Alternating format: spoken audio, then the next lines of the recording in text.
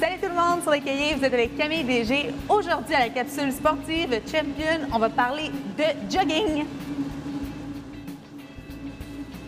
On dirait que sur les réseaux sociaux, tout le monde court de nos jours et courir, des fois, ça fait peur au début, même si c'est un sport qui est très accessible. Mais je vous le dis tout de suite, on ne s'inquiète pas, quand on s'entraîne, c'est pour soi-même.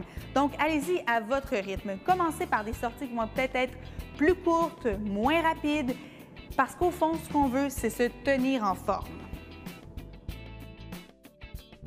C'est sûr que la toute première et la dernière étape de votre entraînement, ça va être de s'étirer. On a fait une capsule juste pour ça la semaine dernière. Je vous invite à aller la voir. Vraiment, étirez-vous et prenez le temps de bien le faire, surtout si vous commencez à courir. Parce qu'on va surtout penser qu'on va aller travailler les jambes, mais détrompez-vous. Quelqu'un qui ne sait pas courir va souvent avoir tendance à venir stresser le haut du corps, mais je vais vous montrer comment pas faire ça. Un des trucs qu'un coach m'avait donné il y a bien longtemps, c'était d'apprendre à courir avec des œufs. Vous m'avez bien entendu. Donc, on tient les œufs dans chacune de nos mains et on essaie d'avoir les mains le plus détendues possible sans échapper les œufs. Si vous serrez trop, vous allez vous faire une omelette. Ensuite, c'est sûr que c'est bon de faire des grandes enjambées. On ne veut pas se fatiguer à faire des petits pas, mais là, c'est sûr, on travaille notre cardio, donc c'est pas la même chose qu'on va aller faire. C'est à vous d'aller trouver le rythme qui va être confortable pour votre course.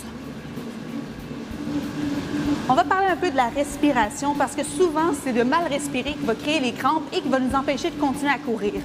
Donc, dans la vie, on nous dit respirer par le nez. Quand on court, on respire par le nez et par la bouche. On prend une grande inspiration et on vient travailler avec le ventre pour vraiment aller chercher de l'air, mais on n'oublie surtout pas d'expirer. Donc, jamais retenir la respiration. Moi, mon petit truc à moi, c'est que je prends une grande respiration et j'expire en 3 coups.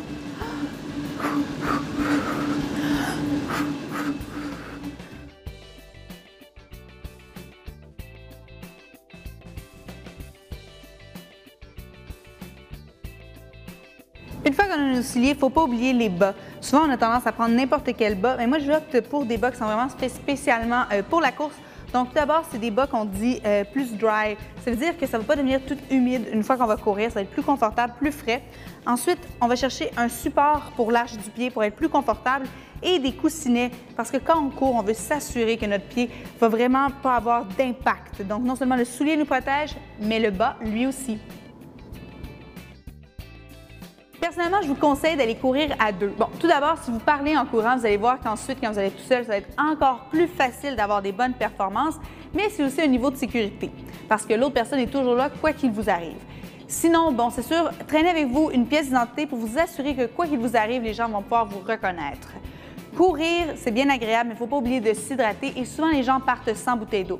Il existe des ceintures pour avoir plusieurs bouteilles d'eau, c'est une très bonne idée. Sinon, à la fin de la course, assurez-vous de boire de l'eau avec des sels minéraux. Il y en existe tout plein sur le marché. De nos jours, je vous parlais au début de performance, vous n'êtes pas obligé d'être contre les autres. Vous pouvez le faire contre vous-même. J'ai 2 applications à vous conseiller, Runkeeper et Runtastic. Ces 2 applications-là vont tout d'abord vous aider à connaître la longueur de vos parcours, la rapidité à laquelle vous courez. Vous allez pouvoir garder toutes les informations en banque pour voir si vous améliorez réellement. Et pour ceux qui disent qu'ils ne veulent pas courir à l'extérieur l'hiver, il n'y a pas d'excuse, même si on est au Québec, il suffit d'aller au gym et le tour est joué.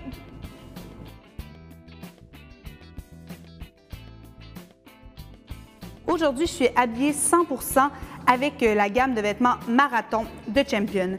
Donc, on va chercher un soutien-gorge qui va vraiment réduire la friction. Bien sûr, bien soutenir les seins, donc c'est pour ça qu'il est ajustable, pour s'assurer qu'on les sente le moins possible pendant qu'on court.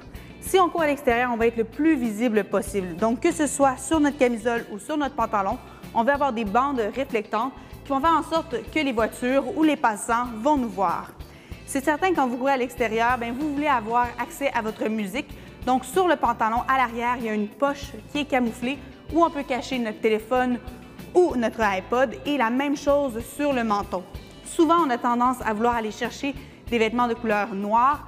Moi, je vous conseille plutôt d'aller chercher de la couleur. Surtout, ce qu'on vise, c'est d'être visible. Ensuite, on veut quelque chose qui va vraiment respirer. Il n'y a rien de pire que courir dans sa propre sueur, avouons-le. Donc, on va aller chercher des vêtements qui sont très légers, qui respirent et qui ont les trous aux bonnes places pour le faire.